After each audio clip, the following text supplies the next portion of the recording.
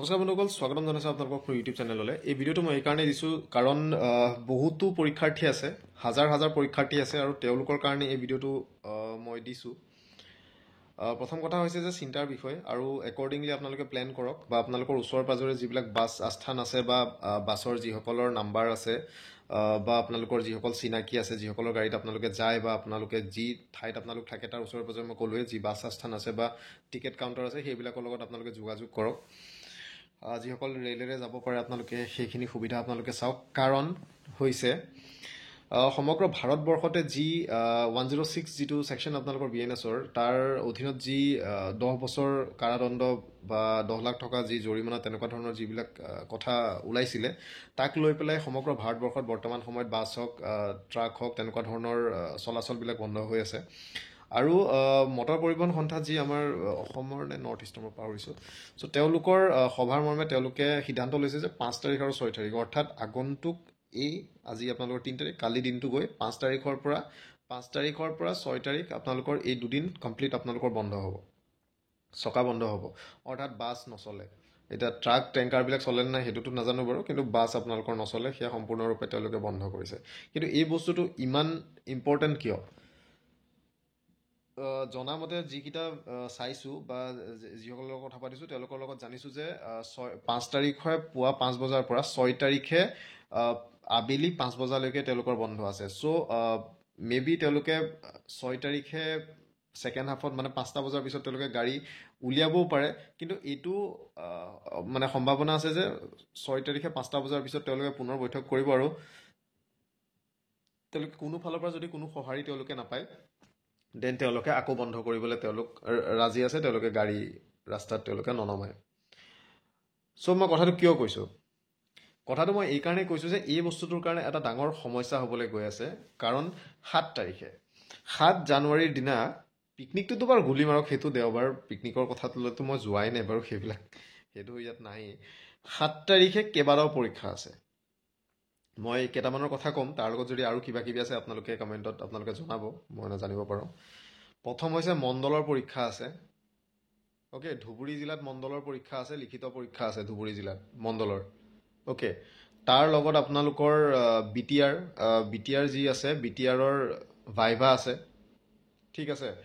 তাৰপিছত আপোনালোকৰ হৈছে যে অসম পুলিচৰ এটা বৃহৎ নিযুক্তি আছে, যিখিনি আপোনালোকৰ এক্স-ছাৰ্ভিচমেন নে তেনেকুৱা কিহৰ আছিলে, বৃহৎ এটা নিযুক্তি আছে, ইনস্পেক্টৰ, ছাব ইনস্পেক্টৰ, কনিষ্টেবল, এটা বৃহৎ নিযুক্তি আছে পৰীক্ষা। অ'কে, তাৰপিছত আছে আপোনালোকৰ APSC অসম লোকসেৱা আয়োগৰ যি কালচাৰেল ডেভেলপমেণ্ট অফিচাৰ আছিলে CDOৰ পৰীক্ষা আছে। এইকেইটাতো মই জনাত আছে, ইয়াৰ বাদেও যদি আৰু কিবা যদি পৰীক্ষা আছে সেইটো কথা মই জ্ঞাত নহয় বাৰু। কিন্তু এই যিখিনি পৰীক্ষা ইয়াৰ গোটেই পৰীক্ষা মানে মেজৰ চেণ্টাৰ আপোনালোকৰ গুৱাহাটী, আৰু তাৰ বাবে বহু ঠাইৰ পৰা মানুহবিলাক আহিবলৈ চেষ্টা কৰিব। এতিয়া ট্ৰেইন মষ্টলি চলিব, কিন্তু সকলোৰে ক্ষেত্ৰত ট্ৰেইনখন সম্ভৱ নহ'ব পাৰে, কাৰণ বহু ঠাইৰ পৰা তেওঁলোকে ট্ৰেইনৰ সুবিধা তেনেকুৱা ধৰণৰ নাই বা বহুত জেগা বগাই তেওঁলোক আহিব লাগে। চ' এইকাৰণে কৈছোঁ, বহুতে নাইট ছুপাৰত যিহেতু আহে বা ডে ছুপাৰতে হওক যেনেকেই হওক, চ' আপোনালোকে এই যি বন্ধটো আছে, এই যি পৰীক্ষা আছে, একৰ্ডিংলি আপোনালোকে এতিয়াৰ পৰা কিন্তু প্লেন কৰক, নহ'লে কিন্তু আপোনালোকৰ মূৰামূৰি সময়ত আপোনালোকৰ সমস্যা হ'ব। যিহেতু এটা বহুত দীঘলীয়া সময়ৰ অন্তত এই চান্স আহিছে, আৰু যিসকলৰ মণ্ডলৰ পৰীক্ষা আছে ধুবুৰীত সেইসকলৰো এটা বহুত দীঘলীয়া মানে অন্তৰ পিছত এই পৰীক্ষা আপোনালোকৰ হৈছে, বা BTRৰটো বহুত দিনৰ পাছত তেওঁলোকৰ ভাইভা হৈছে, বা অসম পুলিচৰ যিখিনি ৰিক্ৰুটমেণ্ট বহুত আশাৰে তেওঁলোক ৰৈ আছে, বা CDO যিসকলে আবেদন কৰিছিলে পৰীক্ষা দিবলৈ ৰৈ আছে। চ' এই বস্তুবিলাকৰ কাৰণে যাতে আপোনালোকৰ পৰীক্ষা মিছ নহয় সেইটো আপোনালোকে মনত ৰাখিব। দ্বিতীয় কথা, এই যদি ষ্ট্ৰাইক আপোনালোকৰ কণ্টিনিউ হৈ থাকে, ইয়াৰ পৰৱৰ্তী পৰ্যায়ত আৰু বহুতো পৰীক্ষা হ'বলৈ গৈ আছে, বা বহুতো পৰীক্ষা অনুষ্ঠিত হ'ব, বা তাৰ ভাইভা অনুষ্ঠিত হ'ব, তেনেকুৱা ধৰণৰ বহুখিনি বস্তু আছে। চ' একৰ্ডিংলি আপোনালোকে প্লেন কৰক। কাৰণ বৰ্তমান যিটো বস্তু চলি আছে, যদি বাহিৰৰ পৰা কোনো ধৰণৰ টেংকাৰ যদি আমাৰ ইয়াত নাহে, চ' এনেকুৱা এটা সময় আহিব যদি কোনো ধৰণৰ গাড়ী নাহে, কোনো ধৰণৰ টেংকাৰ নাহে, আমাৰ ষ্টেটৰ ভিতৰত থকা বস্তু ৰিচৰ্চেছ যদি শেষ হয়, দেন তেল ডিপুত আপোনালোকৰ তেল পাবলৈ প্ৰব্লেম হ'ব, তেনেকুৱা ধৰণৰ এটা সমস্যা হ'বগৈ পাৰে। তেতিয়া আপোনালোক নিজৰ বাইক লৈ নিজৰ গাড়ী লৈ কেনেকৈ ওলাব? চ' সেইটো বাৰু বহুত পিছৰ কথা, সেইটো হ'লে এতিয়া অহাই নাই। কিন্তু 7 তাৰিখৰ কাৰণে আপোনালোকে চাওক, 5-6 তাৰিখে যিহেতু গাড়ী বন্ধ আছে, তাৰপিছত তেওঁলোকে পুনৰ বঢ়াব পাৰে।